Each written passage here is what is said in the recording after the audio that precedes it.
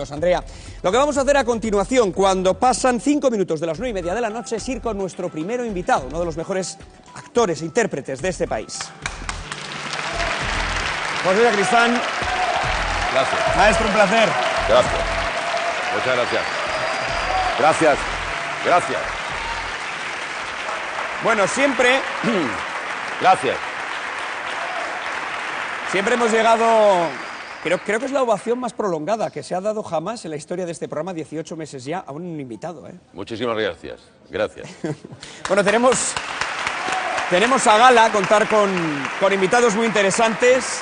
Teníamos muchas ganas de hablar contigo, José, pero si te parece, o sé que va a ser difícil que alguien en este país no te conozca, pero hemos querido reducir 60 años de carrera profesional en un vídeo de un par de minutos.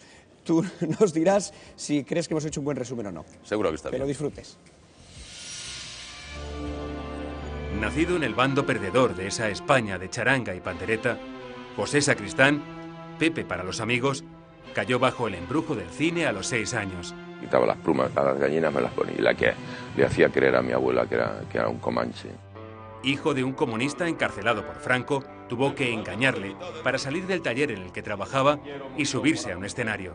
Él me apuntó a una escuela de dibujo lineal y cosas para la cosa de la mecánica.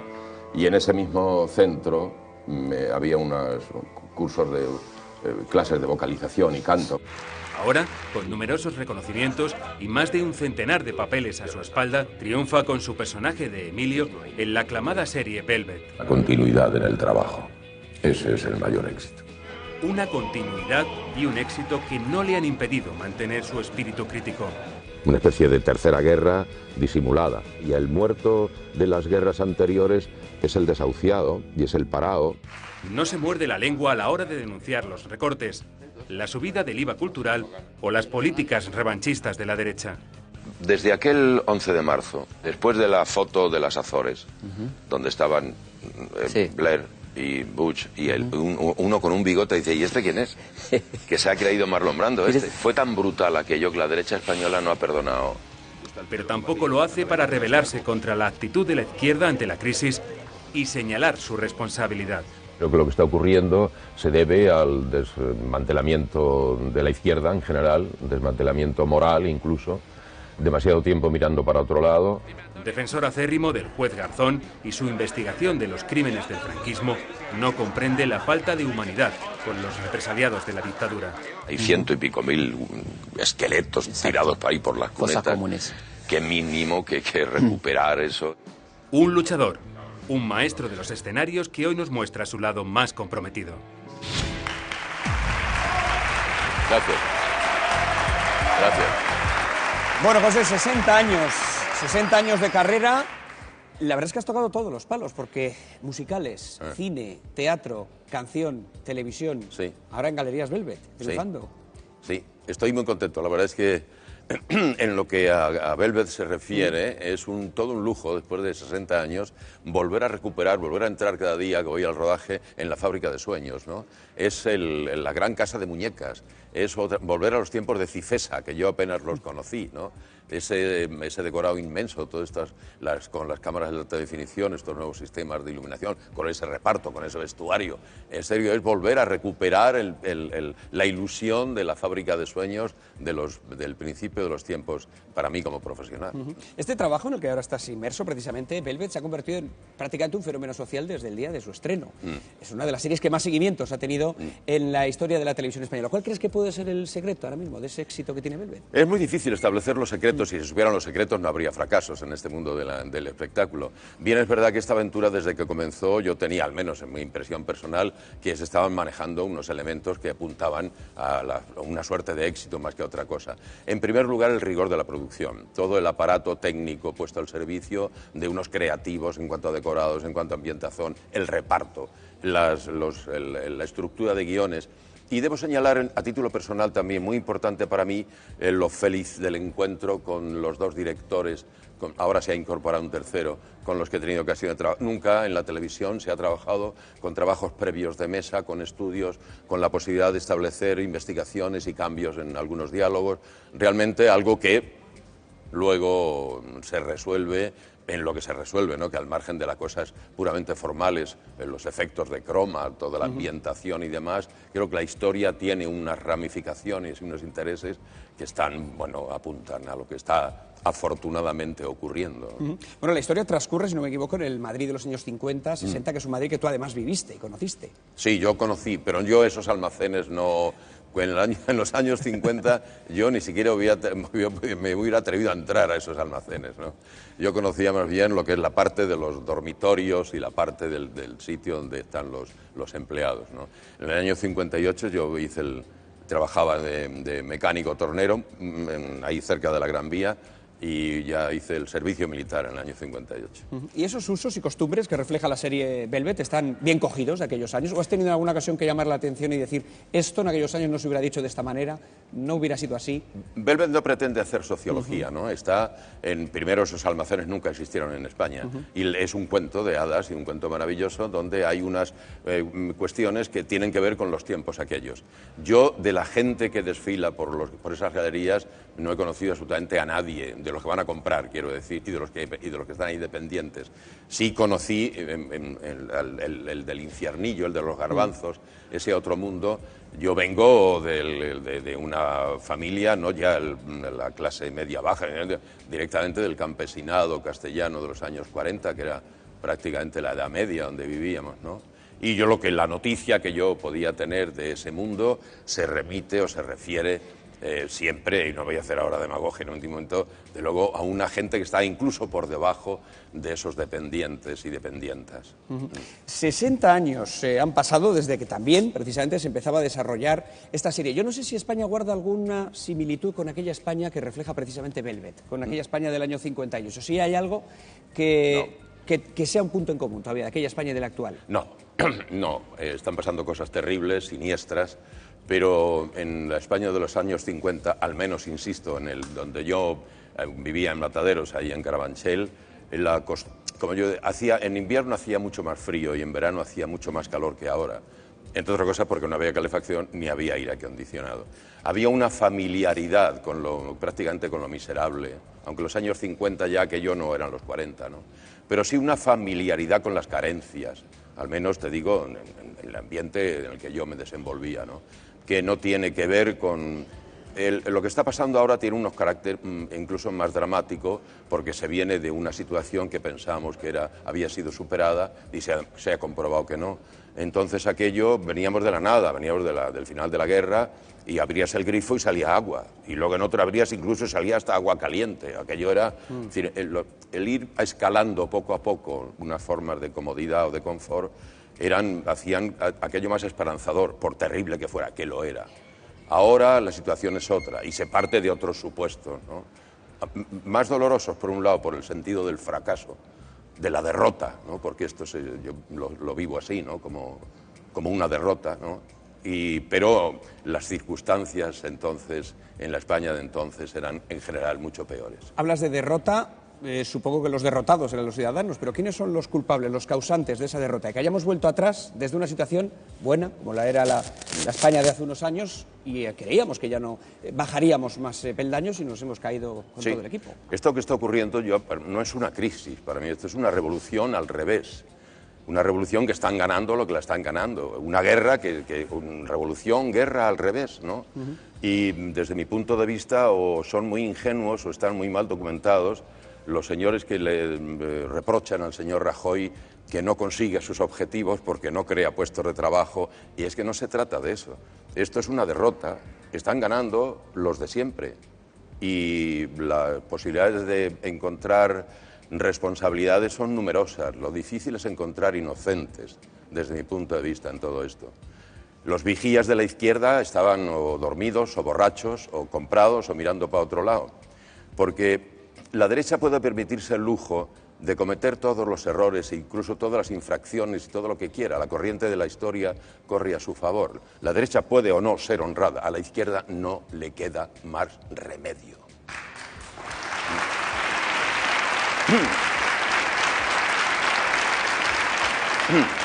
Y cuando la izquierda pierde el depósito moral que ha perdido, desde mi punto de vista, no en su totalidad, pero muy fraccionado, Ahora, ¿cómo se revierte esta relación de fuerzas? No es una crisis, es una derrota. Se están imponiendo los que tienen el equivalente del tanque y el cañón, que es la cifra, que es la demostración de que no tienen contrincante. La osadía, la impunidad, la grosería incluso con la que se manifiesta la gente del gobierno es porque, entre otras cosas, saben que no tienen contrincante, que hay como una impunidad total y hay una desfachatez total.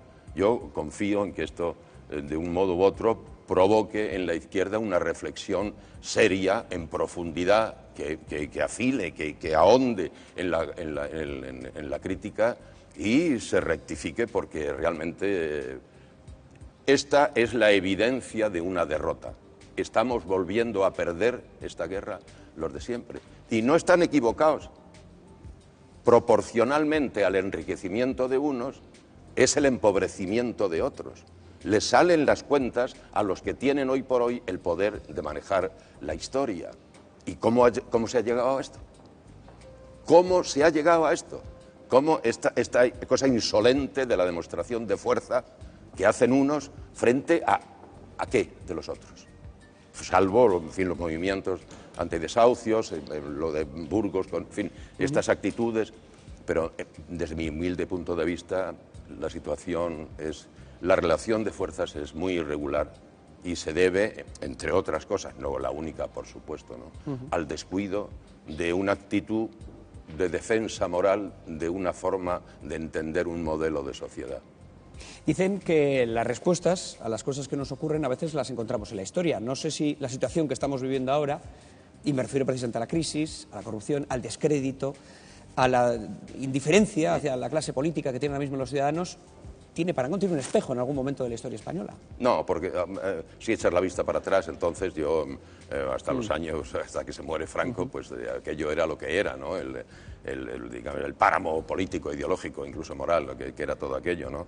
Cuando aquello, al contrario, cuando aquello empieza a apuntar, incluso antes de que Franco se muriera, ya había movimientos, ¿no? Incluso, humildemente, a lo que al cine se refiere, las películas de la tercera vía, en fin, Roberto Bodegas, Garci, Mendrove, todo, ya apuntábamos a una... Y al contrario, ¿no? Había como aquí está la posibilidad de...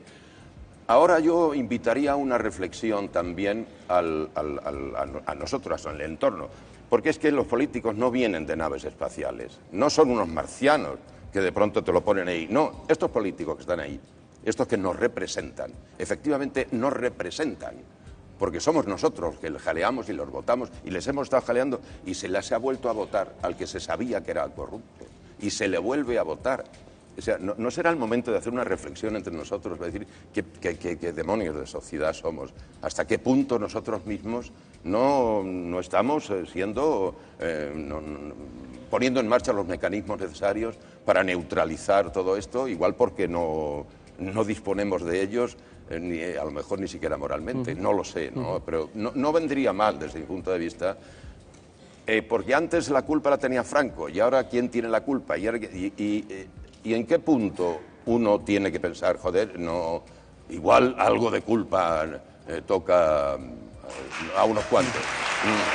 De eso quería hablar precisamente. Antes comentabas algunas reacciones populares que había habido a todo esto. El caso de Gamonal, el barrio de Burgos, comentábamos también el 15M, pero la reacción en general de un país azotado por el paro, con 6 millones de parados, con recortes en derechos y libertades, en servicios sociales.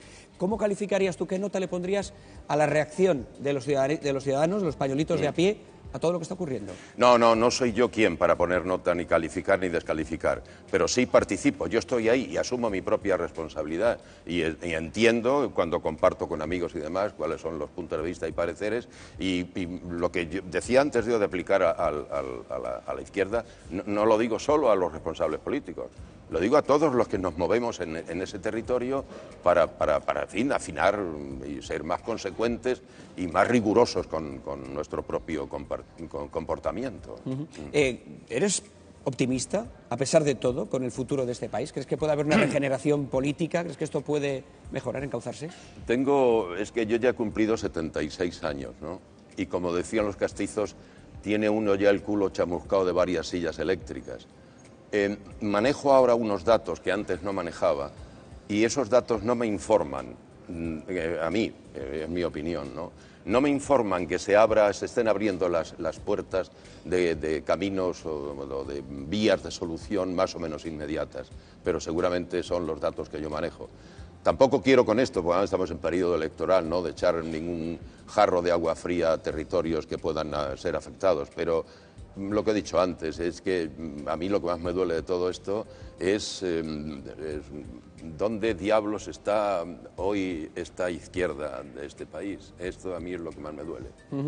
Antes de empezar la entrevista hablábamos y me comentabas un proyecto relacionado con el cine en el cual retomas un papel que te hizo muy famoso en la España de los 60, el famoso papel de inmigrante en Alemania, sí, y que ahora, 40 años después... Sí, es muy interesante para ilustrar esto. Sí. Es una película que estábamos haciendo para Sí. Antena 3, en donde yo vuelvo a hacer el personaje que hice en Vente a Alemania, Pepe. Sí. Ese tipo se quedó allí Sí. y tiene ahora los años que yo tengo. Y ahora recibe a los que emigran. Y es un poco el testigo de enfrentar o confrontar lo que era aquella emigración con la maleta de cartón atada con un atadero y lo que es esta otra, ¿no? La diferencia sustancial de eso, de venir de la nada a ir para allá. La película está planteada en clave de comedia, tampoco no se pretende hacer... Pero el ejemplo es válido, desde luego. Porque, el ejemplo es totalmente... Claro, y mi personaje, desde luego, explica y dice lo que yo pienso y digo. Cerca de 200.000 españoles jóvenes, además, son los que se han ido hacia otros países de Europa, si no me equivoco, además, en el último año, año y medio. ¿Qué diferencia estableces tú entre esta nueva inmigración hacia Alemania, que es un destino clásico, por lo visto, de la inmigración española, y aquella que había en los años 60? Hombre, aquella que iba a matar el hambre, iba con la maleta de y a limpiarle el culo de mierda a toda Europa, ¿no? Ahora son gente preparada y son gente la verdad es que están, por los datos que tengo, algunos de ellos consiguen puestos de responsabilidad en base a sus conocimientos, pero otros muchos no es tan cierto que lo consigan, ¿no? La diferencia sustancial es una diferencia moral, lo que tiene que ver con eso, partir de la nada y ver a ver qué diablos puedes encontrar allí trabajando como un enano, o haberte creído que la situación aquí era la que era y ahora tener que volver a repetir el hecho de tener que largarte de tu país. Eso tiene un componente, digan lo que digan estos itinerantes, terrible, ¿no? Terrible de frustración, ¿no? y de dolor, ¿no? ¿Se identificarán los responsables de esta crisis? Quiero decir, ¿tendremos opción de verles pagar? Te voy a poner un ejemplo. Hace poco tuvimos aquí a un conocido juez, muy indignado, muy enfadado, porque él se enfrenta a una posible inhabilitación de muchos años, mientras que el exdirector de un banco, que fue uno de los responsables directos de su hundimiento, está ahora mismo en la calle. El hundimiento de las cajas, con todo lo que ha supuesto. ¿Crees que alguna vez veremos a alguien señalado como responsable? ¿Que alguien va a pagar por esto, por los preferentistas? Son 300.000 personas las afectadas. Tengo serias dudas. Seamos capaces de... Vamos a ver qué pasa cuando haya una confrontación electoral, ¿no? Y donde la gente deposita su confianza, ¿no? Pero yo vuelvo a decir que el diagnóstico de crisis para mí es insuficiente. Hay algo bélico en todo esto, desde mi punto de vista. Hay una demostración de fuerza, de insolente fuerza, con el que maneja, no el tanque, ni la bomba, ni el avión, el que maneja el cotarro económico y el que decide que esto se ha acabado, que ahora no es que estén fracasando, de pedirle cuentas a quién, si les están saliendo las cuentas. Si a unos les está saliendo la cuenta en la medida en que el otro, que no es el muerto físico, es el muerto moral, laboral y demás. ¿Qué posibilidad hay de neutralizar todo esto y darlo? Yo tengo serias dudas. Tengo serias dudas, de verdad. Creo que, y ojalá que no sea traumático, ¿no? Ojalá no sea traumático el hecho de que esta relación de fuerzas se revierta, ¿no? Pero lo veo por los cauces más o menos aparentes o normales. Veo que es que fíjate tú también, mira lo que pasa en Italia, mira lo que pasa en Francia, mira lo que pasa en Portugal o en Grecia. Es decir, cómo, en países como estos, cómo la izquierda italiana puede estar donde está. ¿Y la francesa? ¿Qué diablos ha pasado aquí? ¿En qué punto todo este despiste monumental que se convierte en fin, no hay adversario para esta cosa insolente del señor que maneja el cotar? Eso es lo que yo pienso. Me da la sensación, por lo que estoy escuchándote desde el principio de la entrevista, que tu máxima decepción y enfado ahora mismo es con la izquierda. Claro, no, es que yo lo de la derecha no espero absolutamente nada. La derecha lo tiene todo, lo tiene Dios, tiene la patria, tiene la familia, tiene el cuartelillo, lo tiene todo. No tiene votantes, tiene feligreses. Pueden hacer prácticamente lo que les dé la gana. Es un concepto, una manera de entender. Mientras que en la izquierda eso no se da. Yo de la derecha no hablo, y menos de una derecha como la de Iberic, que es bastante poco presentable, aunque tengo muchos amigos que son lógicamente, que son de derecha, ¿no? Pero, porque además en tan poco tiempo, este corrimiento de tierras, mirar para otro lado, porque en los consejos de administración de esas cajas, de ahí hay gente de izquierda. Es decir, efectivamente, los niveles de responsabilidad no son los mismos, pero yo es que insisto, es que si eres de izquierda, no vale con no enterarte, no vale con que el daño sea menor. No, en fin, los cursos de preparación o de preparación en estos ahí están patronales, sindicatos ahí pringados. Es decir, el daño irreparable que ocurre cuando alguien de la izquierda no está en su sitio y a la altura de las circunstancias, el daño es irreparable prácticamente. Mientras que la derecha suele salir inmune de estos percances. Tiene, bueno, pues eso, a la Virgen del Pilar. ¿Qué le ha pasado entonces a la izquierda? ¿Por qué se ha aburguesado la izquierda? ¿Por qué la izquierda le hace este trabajo sucio a la derecha? He oído antes unos comentarios de unos invitados que van a venir después y seguramente ellos tienen más datos para contártelos que yo. ¿Los economistas? Sí, seguramente tienen más datos. No quisiera, de una de las maneras, no hacer un problema de buenos y malos, ¿no? Sin más, ¿no? Pero sí dejar constancia de algo que yo pienso que debía ser así, ¿no? El que plantearse en serio un examen riguroso, porque lo que está pasando es la ignominia de lo que está pasando, el alarde de cinismo al que estamos asistiendo por parte de un gran sector del gobierno, es precisamente porque, al menos es mi impresión, no hay enemigo. Y es insolente, ¿no? Es incalificable. En ocasiones es los despidos en diferido, me siento de una especie de retórica verdaderamente lamentable, y asistir a esto creo que es eso, la impunidad del que sabe que tiene la posibilidad de dar el puñetazo. Hay cerca de 500 políticos españoles imputados en casos de corrupción. Solo hay, creo que son 5 en la cárcel, y son puestos bajos. No hay ningún puesto importante. ¿Confiamos en la justicia? Yo sí, es decir, ¿en qué no? Es decir, o al menos igual que en los actores o los fontaneros, en un sector de la justicia, ¿no? Si no, apague y vámonos, ¿no? Quiere decirse ahí. Y yo confío en la clase política, porque ¿cómo no voy a confiar? Es decir, la única cosa, y en la medida en que confío o desconfío de mí mismo, ¿no? Por supuesto, ¿no? En la medida en que confío o desconfío del comportamiento a nivel de vecinal o de barrios o de lo que quiera que sea, ¿no? Pero si no, confiar exigiendo, ¿no? Confiar estando a la altura de las circunstancias. Confiemos. ¿Notas tú mucha presencia de los poderes fácticos precisamente también en la justicia? Que no olvidemos que al fin y al cabo quien manda en la justicia española son personas que son colocadas por los principales partidos. Hombre, yo he estado defendiendo al señor Garzón en más de una ocasión y sigo pensando lo mismo, ¿no? Que es posible que ahí se cometiera alguna irregularidad, pero en ningún caso ningún delito. Y soy, en fin, testigo como cada uno de nosotros a través de los servicios informativos, especialmente los servicios informativos de esta casa. Debo señalarlo, que soy un seguidor de vuestros informativos, incluso los programas como cuenta mi amigo Wyoming o el de Jordi. Pero ¿qué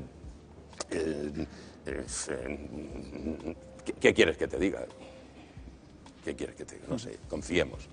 Antes hablábamos de los 250.000 jóvenes españoles que han tenido que irse a Europa, y también me gustaría hablar de los miles de jóvenes africanos que entran a través de las fronteras, de las alambradas, tanto en Ceuta como en Melilla. Vamos a hablar de ello enseguida, pero antes tenemos que hacer un breve receso para hablar de algo que va a ocurrir mañana en Antena 3, donde se podrán ver los 10 primeros minutos de Capitán América. Y después, en el peliculón de Antena 3, a las 10 de la noche, podrán ver peliculón de estreno que lleva por título, me lo van a tener que recordar ahora, el nombre de la película, Los Vengadores. Mira, hablando esto nos viene muy bien para hablar de lo que estamos hablando ahora. Los Vengadores a las 10 de la noche.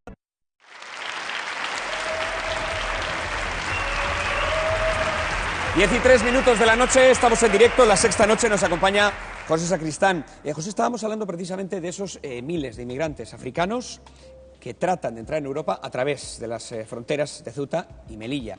Hablamos de los 15 muertos en la playa del Carajal, de la discutida actividad de la Guardia Civil, las explicaciones, en fin, los desmentidos, dimis y diretes del ministro de Interior. ¿Qué opinión te merece todo lo que está ocurriendo en esa frontera? Es terrible, ¿no? Pues además nos pone en evidencia que si estamos en un mal momento nosotros, fíjate lo que tenemos ahí a las puertas, ¿no? Y además esa cosa que es, por un lado, estremecedora y por otro lado tiene algo como de cosa de redención, que aparecieran de verdad toda esa pobre gente y que se llevaran por delante todo este alarde no sé, de cretinez y de estupidez en la que vivimos. Lo de la muerte de estos 15 muchachos, esto no hay. Volvemos otra vez a lo de la impunidad, ¿no? Y lo de la grosería y la desfachatez, ¿no? de ciertos responsables. Tú viste las imágenes, ¿no? Sí. Decía un señor que tiene la autoridad que tiene el ministro de Interior, decía que no tiraba a nadar, pero hay que ser, de verdad, y este señor parece que además es de comunión diaria prácticamente, ¿no? Pero tú eres esas pobres criaturas nadando ahí y los tíos esperando, que yo no tampoco condenar a la Guardia Civil ni condenar, no. Se están dando una serie de acontecimientos, efectivamente, que en ocasiones desbordan o exceden cualquier tipo de previsión. Pero sobre todo una previsión como más de puertas adentro, ¿no? Al margen de las cuestiones puramente políticas. Esta Europa, mira lo que está pasando ahora en Ucrania, ¿no? El papel de Europa. Todo este despiste, toda esta falta de saber dónde demonios está, ¿no? Y esta cosa terrible de estas pobres gentes que se cortan las manos, que se dejan todo. Seríamos capaces de ver todo esto dentro de una mayor generosidad, ¿no? Me atrevo a decir, un poco menos egoístas, ¿no? Y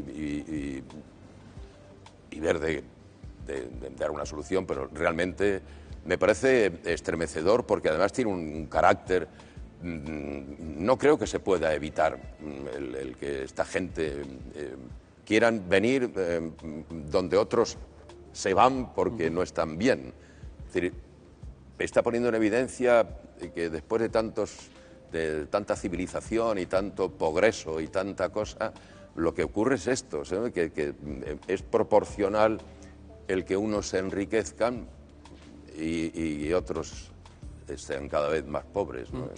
Me llama mucho la atención, hay gente que es favorable a impedir la entrada de estos inmigrantes, incluso a endurecer, a subir las vallas, etcétera, etcétera, que hemos visto que no ha servido de momento para nada. Pero cuando se habla de abrir esas vallas, mucha gente dice, pues coge tú un inmigrante en casa, sí, los metemos en tu casa. ¿Qué te parece estas contestaciones? No, me parece una sandez, es un tipo de responsabilidad que afecta a todos y contamina a todos, no a nivel particular o individual. Efectivamente, habría que tener un cambio total y absoluto, no solamente en España, indudablemente. Cuando España reclama a la Comunidad Europea lo que el parte de responsabilidad que le corresponde, me parece que está totalmente en su perfecto derecho, ¿no? Que es una cuestión de actitud, no solamente más que política, es en lo moral, ¿no? Es decir, efectivamente, hay que modificar o establecer una regla de juego que hagan que esto sea menos inhumano de lo que es, ni más ni menos, sin caer en el chascarrillo de llevarte de siente un pobre a su mesa, como decía Berlanga en Plácido, ¿no? El hecho es terrible y no es de fácil solución, pero seguramente supondría un cambio total, o si no total, parcial, ¿no? En una manera de contemplar nuestro lugar en el mundo, ¿no? Ni más ni menos. Vamos a hablar un poco de tu profesión. ¿La clase política de este país se toma en serio la cultura? ¿La apoya?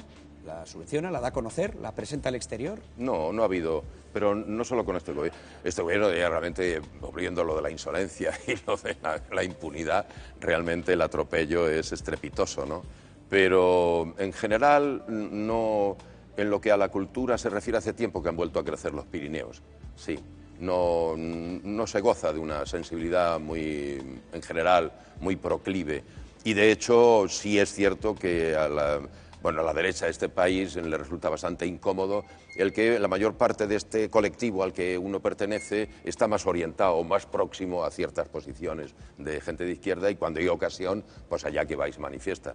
Y esto implica automáticamente desautorizar al copón bendito, ya decir que existía una casa no sé dónde, en fin, toda una verbena de acusaciones verdaderamente siniestra. Igual, yo soy medio argentino también, y me siento muy honrado, ¿no?